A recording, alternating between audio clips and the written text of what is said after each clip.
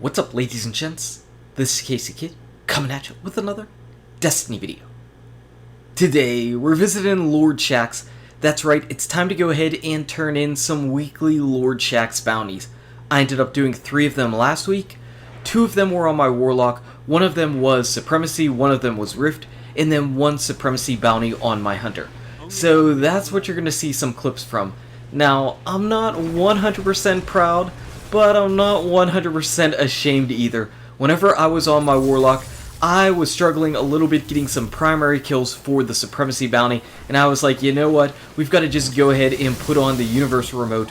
Why not? It was an absolute shotgun fest, of course, which Supremacy is, so it wasn't anything that was really surprising, and I was just really struggling actually getting kills with some of my other primary weapons. I was getting a bunch of assists, and that wasn't really putting me where I needed to be for my Supremacy bounty. So I buckled down, I went ahead and put on the Universal Remote, and that was helping me significantly. I was getting closer toward 10 primary kills a game whenever I had the Universal Remote on, as opposed to maybe 3, 4, 5 with a Pulse Rifle primary.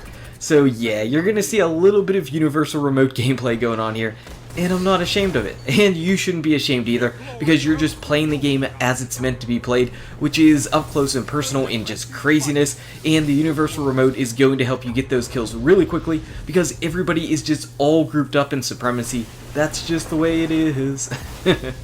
As far as the game modes, like I said, I did 2 Supremacy bounties and 1 Rift, and I don't think any of those are really my strongest game mode. I'm not terrible at Supremacy. Rift, I don't know, I'm pretty good as a Rift runner, but as far as like a KD during Rift, forget it. I'm typically just getting wrecked all the time, mainly because I'm always going after the Rift, and there are those people that pretty much just camp on Rift because you know exactly where the enemy is going to spawn all the time during Rift, because it doesn't really flip the spawns, you always have the same spawn.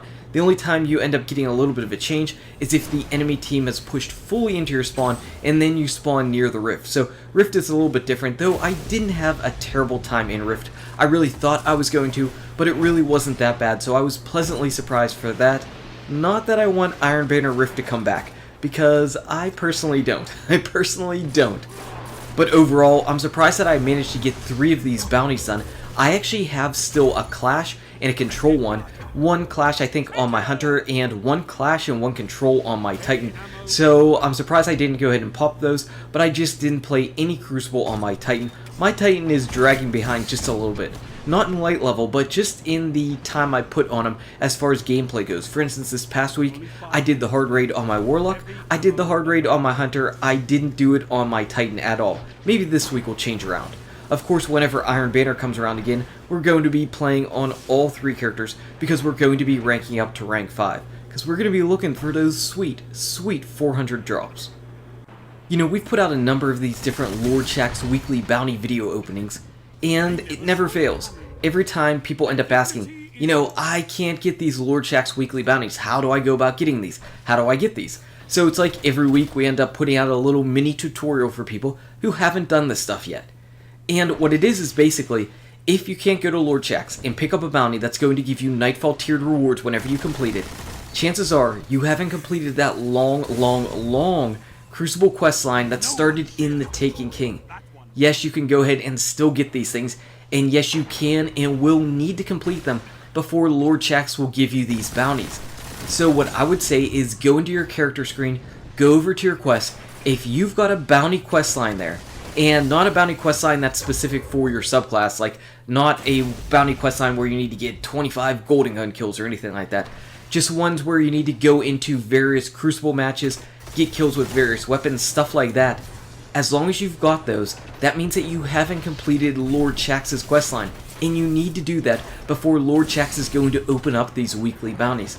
So first things first, check your character. If you have any Crucible quests on your character, chances are those are what you need to complete in order to get Lord Shaxx to open up and be a nice guy. If you've got any Crucible quest lines on your character, chances are that's what this is. And if it's not there, go to the abandoned quest kiosk and check to see if you happen to accidentally delete it, because that's where it's going to go. If it's not on your character and it's not in the abandoned quest kiosk, I'm not exactly sure what's going on.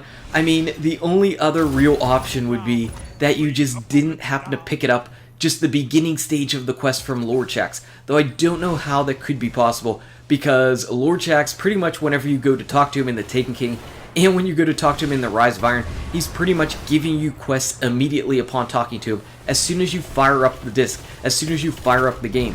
So I find it very difficult to believe that somebody just wouldn't have picked it up at all. But I guess that is another possibility. Maybe Lord Shaxx just has the quest sitting for you right from him directly. And if he does, oh man, you've got a lot of Crucible to play. Because I'm not joking whenever I say that the quest line that you have to do in order to get these bounties to open up is long, and it's significant. And it's not like it's extremely difficult, but it is extremely time consuming. So if you've still got the whole entire thing to do, just break it up. No one says that you have to go ahead and do it in a day. You can go ahead and just take your time and get through it. I mean, if you've waited this long, it's not going to kill you to not have it this week. Just take your time. Just make sure that you do it, because it gives you up to 400 gear rewards. And you don't need to have a fire team or anything. You can get these 400 gear rewards from a Nightfall, but maybe it would help if you had 2 other players. For this, you can go ahead into Crucible on your own and do it at your own leisure each and every week. So it's not too bad.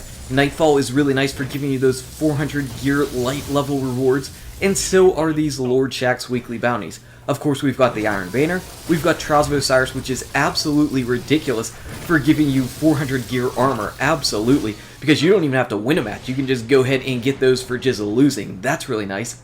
And then, of course, we've got our Exotic Ingrams, which, as we saw yesterday, are not exactly the best for giving you gear that's higher than your already current light level. So these things are going to be one of the things that you want to strive for if you're still looking to bump up your light level and get to that elusive 400 light. For me, I think I'm pretty close to 400 light on all of my characters. We know that my Warlock can already hit 400 light.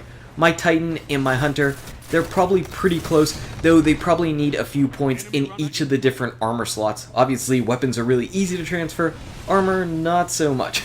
Though I am going to continue just opening up Ingrams and everything like that on my Warlock, and then if I get gear that I can go ahead and share over to my Titan, over to my Hunter, I can use that as infusion fuel.